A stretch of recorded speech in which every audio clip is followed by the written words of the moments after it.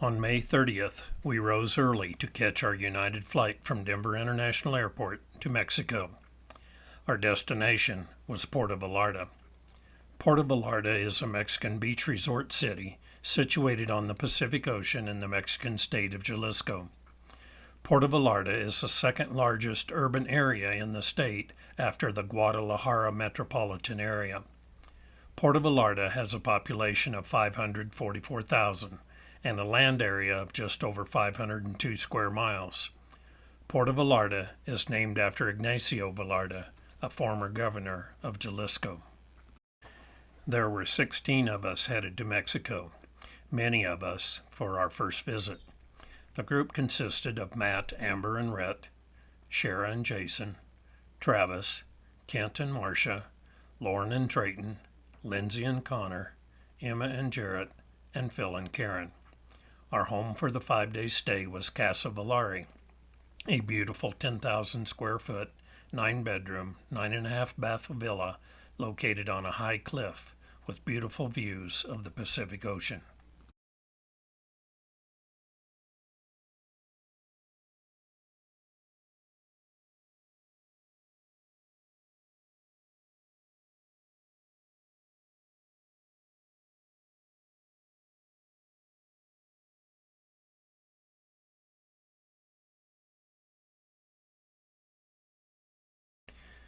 The villa features an infinity pool with a 4,000 square foot terrace, a poolside resort-style bar with kitchenette, outdoor breakfast terraces, a formal dining room, a gourmet kitchen with commercial appliances, a large living room with air conditioning and Wi-Fi throughout the house.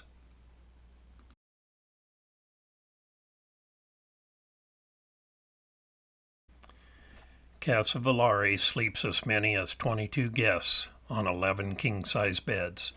The villa is fully staffed with a chef, a bartender butler, and housekeepers.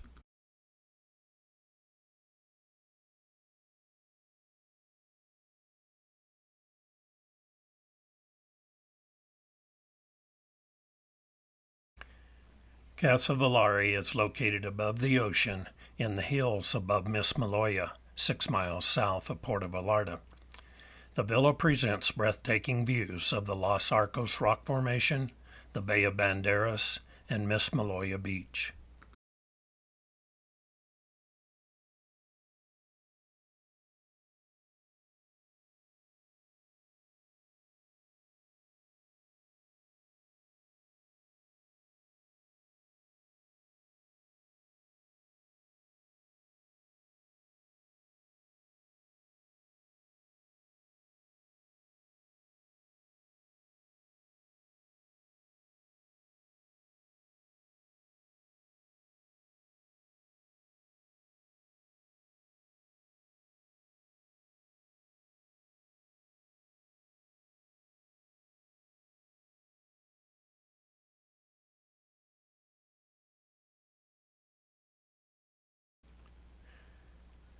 This was the room that Marcia and I stayed in at Casa Valerie.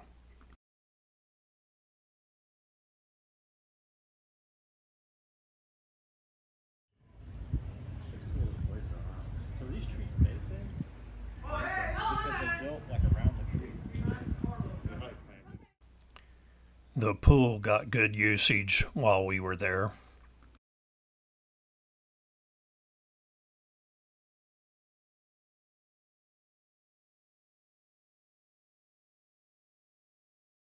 The ocean next to our villa is part of the Los Arcos National Marine Park. The largest islets extend 140 to 180 feet above sea level. The largest islet is 525 feet wide and 820 feet long. The waters of this park are among the deepest in the entire bay, with depths ranging from 30 to 1,575 feet. Several thousand years ago, the arches and islets were hills that were part of the mountainous coastal range.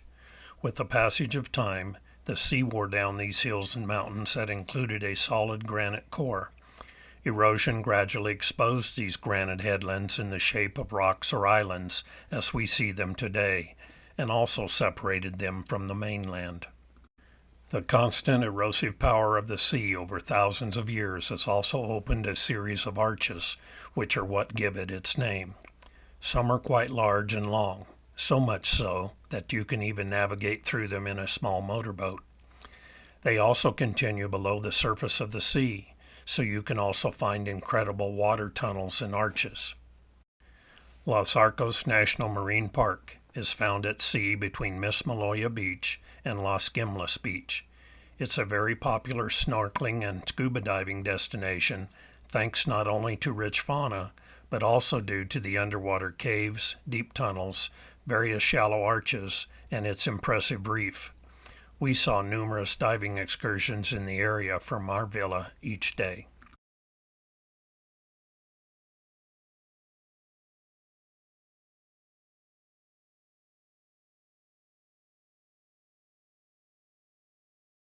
If I play the Hulk Hogan theme song, will you like this?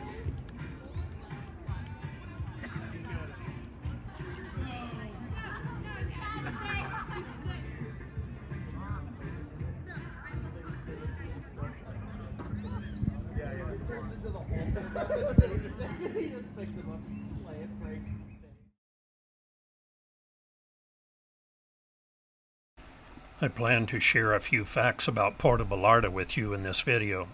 If you wish not to hear me ramble on about Puerto Vallarta, hit that mute button and enjoy the photos and video. Puerto Vallarta was a thriving Mexican village long before it became an international tourist destination.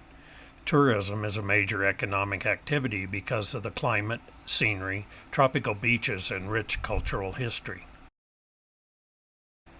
Few details are known about the history of the area prior to the 19th century. There is archaeological evidence to suggest continuous human habitation from 580 BC and similar evidence that the area belonged to the Aztlan culture, which dominated the area from 900 to 1200 AD.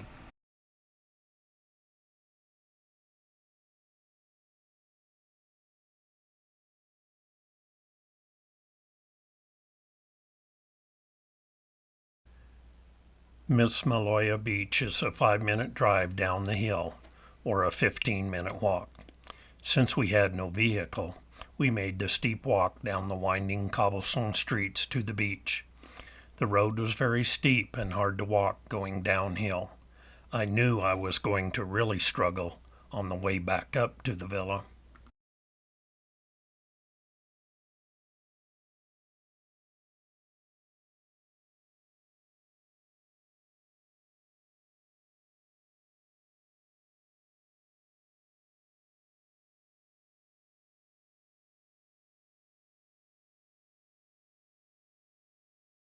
Happy birthday to you. Happy birthday, dear man. Happy birthday to you. All right. La noche de happy birthday to you. All right.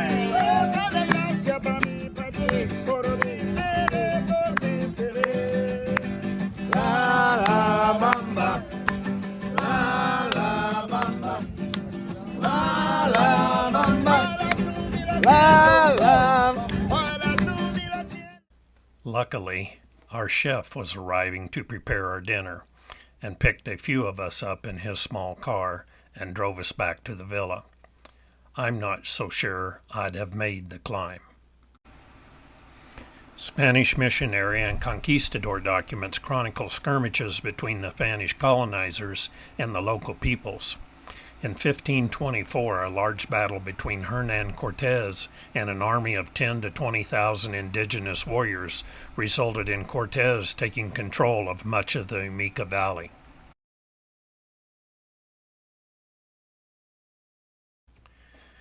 The next day, we took taxis to downtown Puerto Vallarta to explore the commercial part of the city.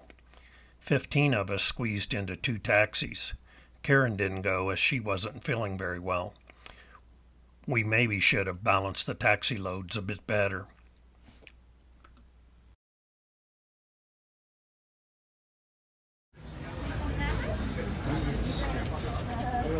get some one of these places. Yeah, you do. There's some little dolls. Oh, I ain't doing it right now. He's calling you already. Somebody forgot something. Hey, Dad, you want this? Oh, I know about that.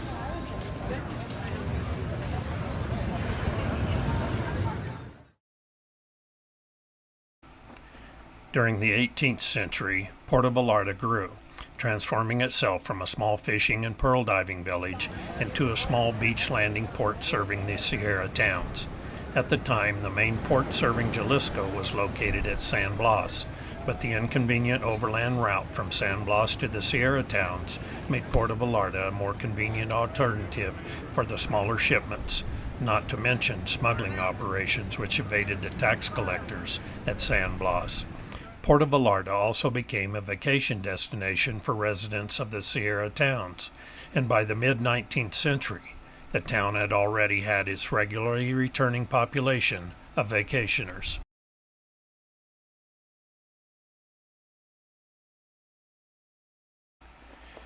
"1859 saw an important turning point for the small village, then known as Las Piñas.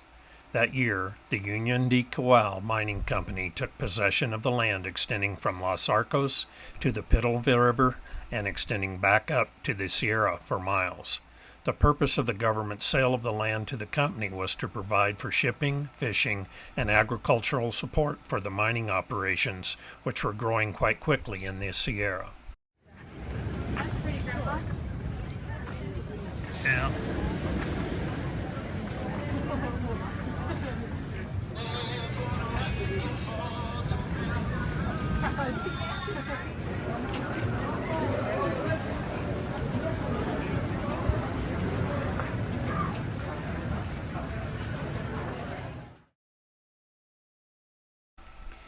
Even as early as 1850, the area was already populated by fishermen, pearl divers, smugglers, and foragers, all of whom had something of a permanent existence in the area. Given the existing historical documents, it is impossible to date the first permanent settlement of this area.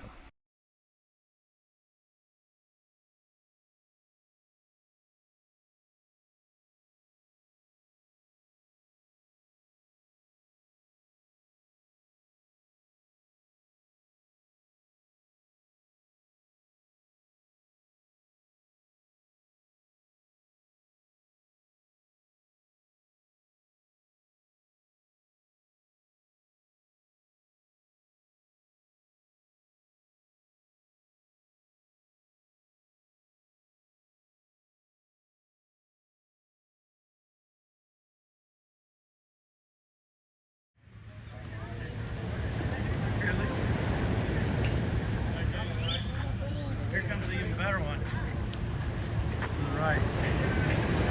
Little pirate.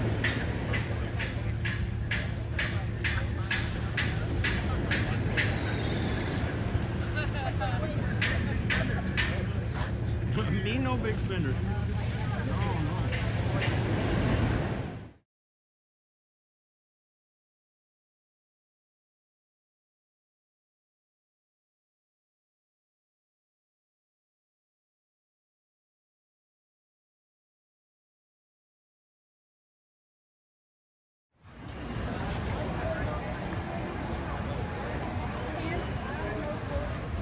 We took them before. Am I an island boy now? Yeah, with your bracelet. My bracelet?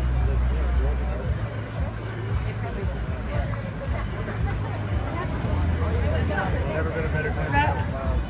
Brett, are you gonna get him? What? Are you getting some corn roast? No. I'm never taking him out. Ever. Never been a better.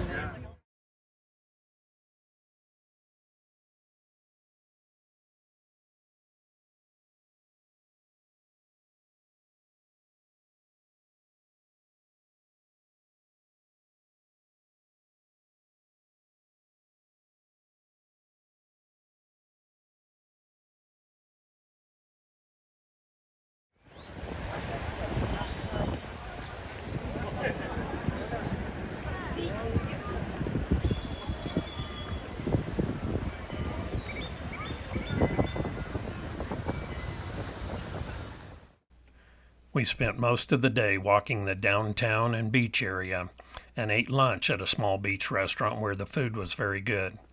I had the largest lemonade I had ever seen. The first airplane service arrived in 1932, with electrical service on a small scale arriving about the same time.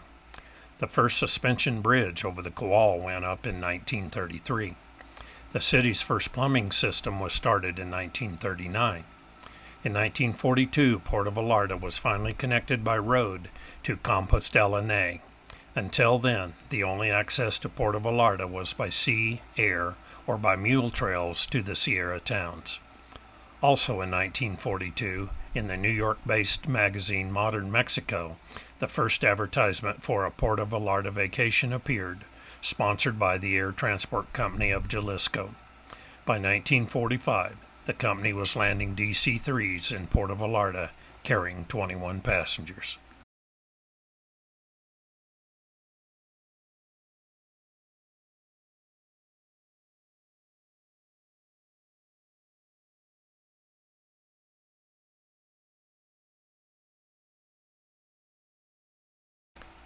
In 1956, the Mascado Mule Trail was replaced by a packed dirt road. In 1958, 24-hour electrical generation arrived. A new airport arrived in 1962, connecting Puerto Vallarta with Los Angeles via Mazatlan, and the Mexican Aviation Company began offering package trips.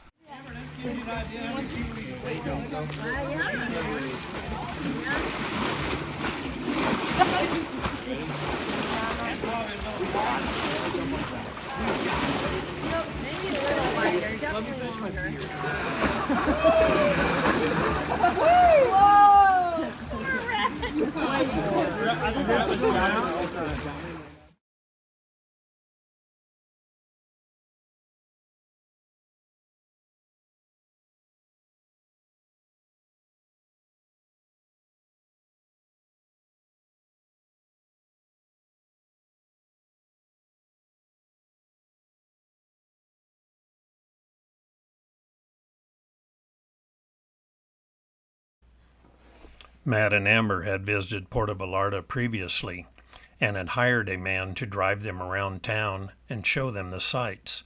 They became good friends. On this visit, they invited the man, his wife, and newborn to come for a visit. Amber presented them with some gifts for the baby, and we enjoyed their company.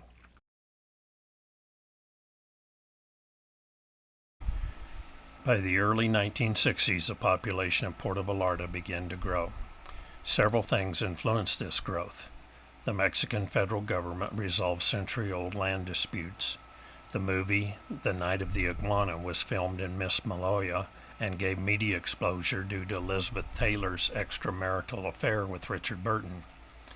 The Mexican government invested significantly in transportation improvements by developing highways, utility infrastructure, and an international airport. The El Salado Wharf, where cruise ships now dock, was also built. The city showcased its new image. U.S. President Richard Nixon met with Mexican President Ordaz in Puerto Vallarta, placing the city in the public eye. Resort hotel development in Puerto Vallarta boomed in the 1970s. Prior to 1973, hotels in Puerto Vallarta tended to be modest and mid-price establishments. Only 2 large-sized luxury hotels existed.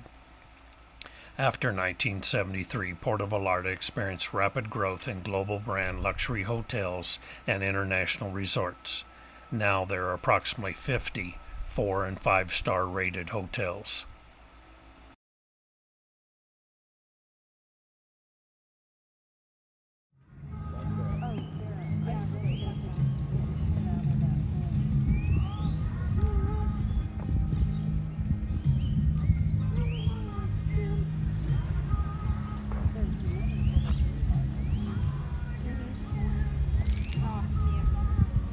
Get the gun out of the pool, Trav. Get the gun out of the pool. You need to tell Connor.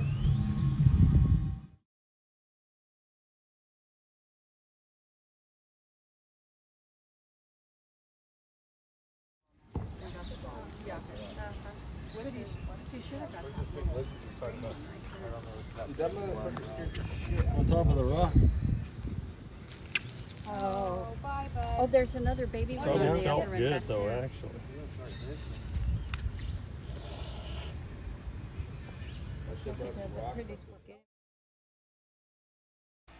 In 1982, the peso was devalued and Puerto Vallarta became a bargain destination for U.S. tourists.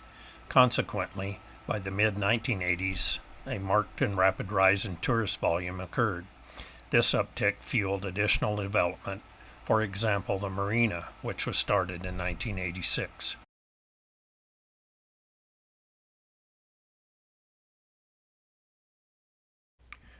With mandated COVID testing within 48 hours of entry back into the U.S., we were happy that Casa Valerie offered on-site COVID testing. A nurse came to the villa and administered a test to each of us. A good time was had by all.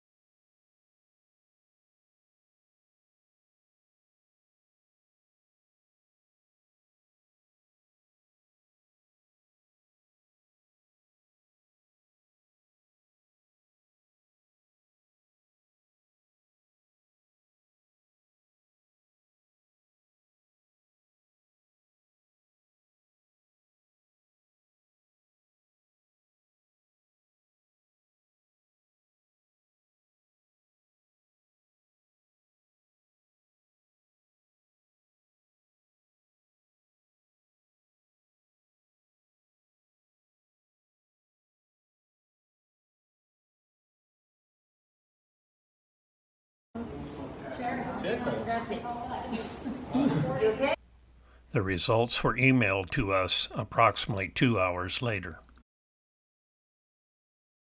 Puerto Vallarta has a tropical climate with dry winters and rainy summers. The average daily high temperature is 86 degrees Fahrenheit and the average daily low temperature is 70 degrees Fahrenheit. Average daily humidity is 75%. The rainy season extends from mid-June through mid-October, with most of the rain between July and September. August is the city's wettest month. There is a marked dry season in the winter.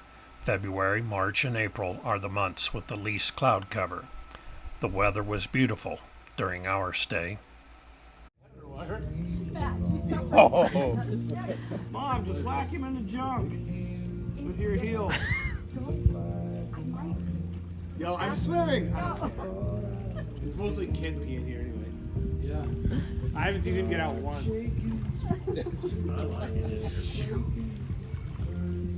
Mark, she says, put goggles on. No, I don't need goggles. I want to see you.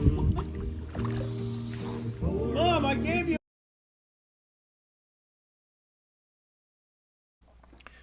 Part of the reason for the trip was to celebrate Matt's 40th birthday.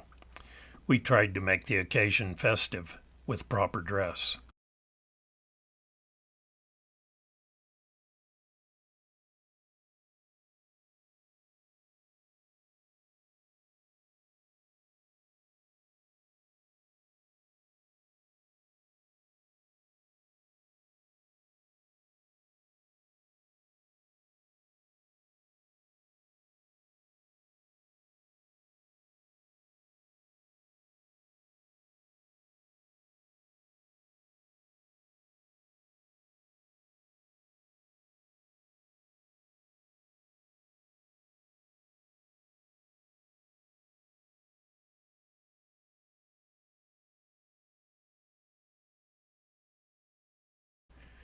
To celebrate Matt's 40th birthday, we had dinner on the terrace, and a 10-man mariachi band came to the villa and performed for approximately an hour. The music was festive and entertaining. We really enjoyed them. I hope you do also. Happy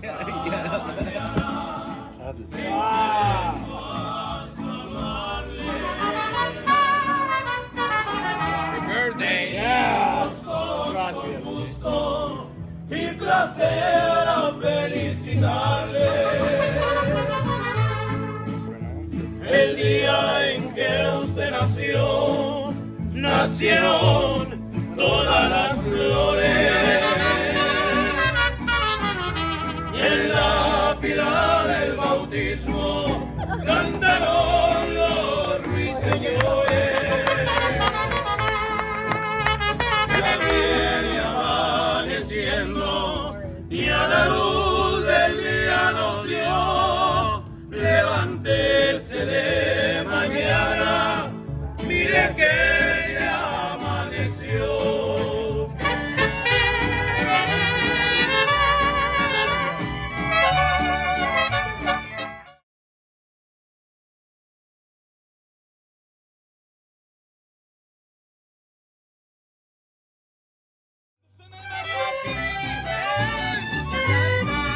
El mundo canta, solo suena el mariachi. El mundo canta, solo suena el mariachi. Bienvenidos a la fiesta del mariachi. El mundo canta, solo suena el mariachi.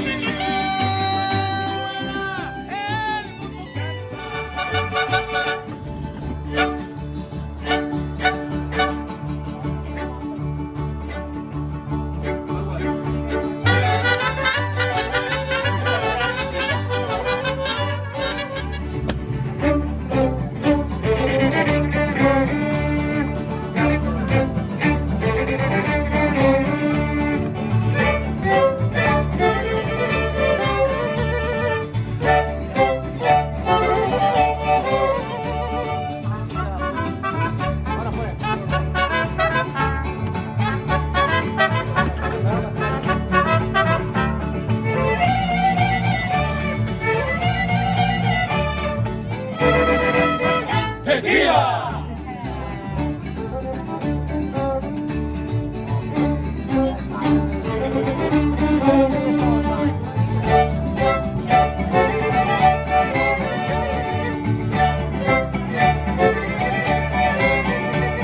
Vamos a tomar tequila, tequila, limón y sal.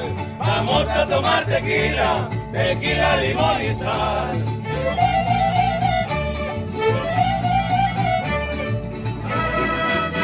¡Tequila!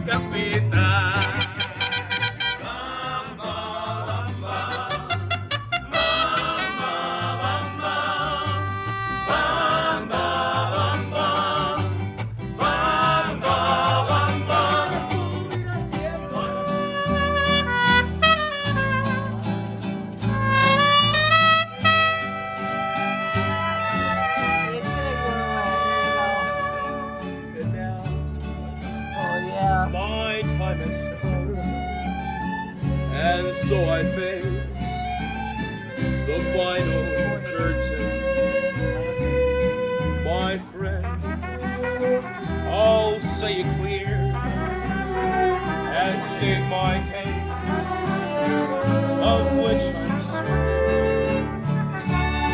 I lived a life that's full. I traveled each and every highway and more, much more than this. I did my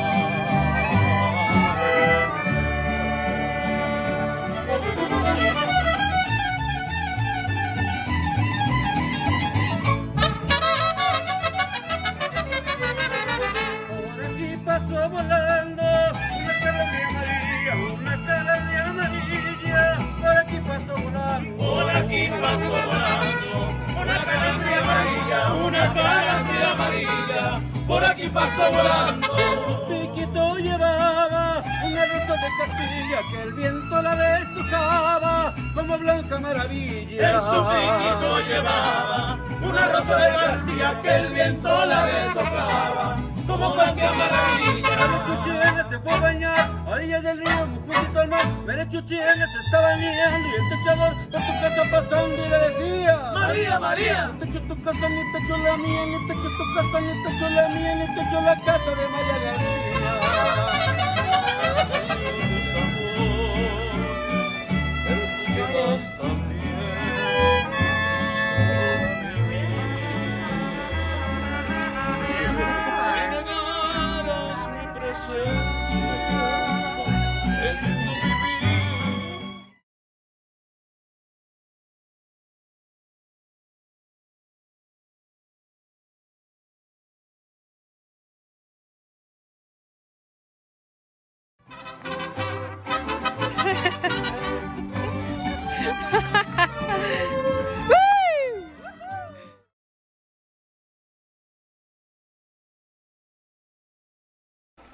Prevailing winds are from the southwest, and most weather systems approaching Puerto Vallarta are consequently weakened as they pass over Cabo Corrientes.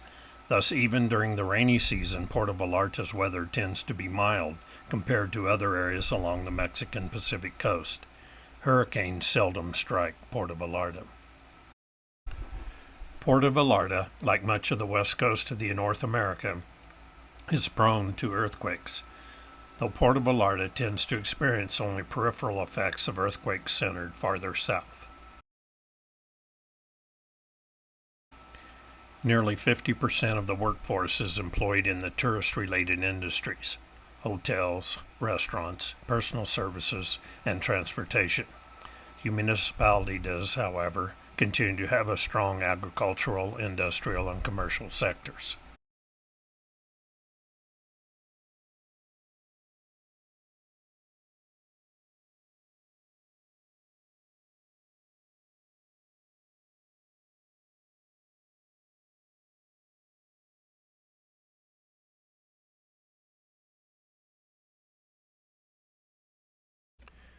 Some people say the best part of a vacation is returning home. I think the best part of this vacation was spending time with family and friends.